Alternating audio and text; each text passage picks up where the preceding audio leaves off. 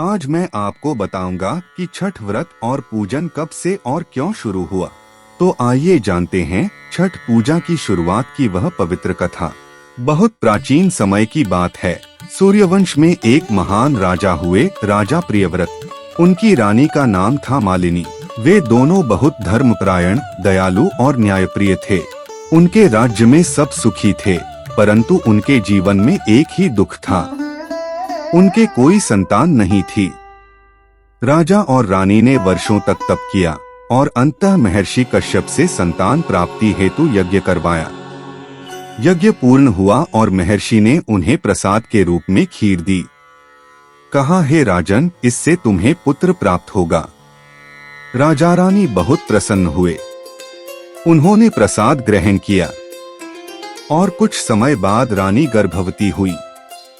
9 महीने बाद रानी को पुत्र उत्पन्न हुआ, परंतु वह बालक मृत पैदा हुआ। रानी मालिनी अपने मृत पुत्र को लेकर विलाप करने लगी और बोली, हे ईश्वर, मैंने ऐसा कौन सा पाप किया है जिसके कारण मुझे ये दुख देखना पड़ा।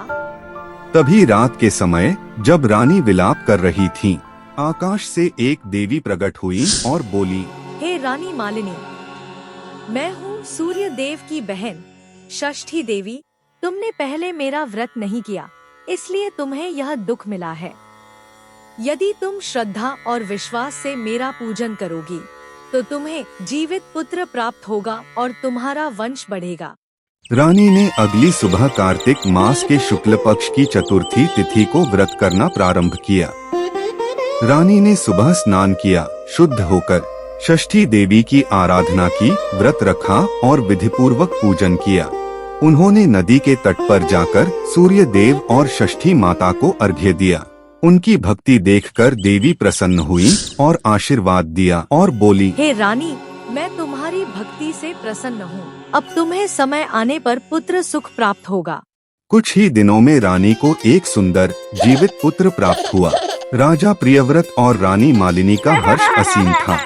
उन्होंने नगर में उत्सव मनाया और कहा, आज से यह व्रत हर वर्ष किया जाएगा ताकि कोई माता संतान वियोग का दुख न सहे। तब से छठ पूजा की परंपरा चली आ रही है। छठ व्रत 4 चरणों में किया जाता है। पहला दिन नहाए खाए शरीर और मन की शुद्धि। दूसरे दिन खरना, व्रती पूरा दिन उपवास रखकर शाम को गुड़ चावल का प्रसाद खाती हैं। तीसरे दिन संध्या अर्घ्य, डूबते सूर्य को अर्घ्य देते हैं। चौथे दिन उषा अर्घ्य, उगते सूर्य को अर्घ्य देकर व्रत का समापन करते हैं। ऐसी ही पौराणिक कहानी देखने के लिए सब्सक्राइब और फॉलो करें।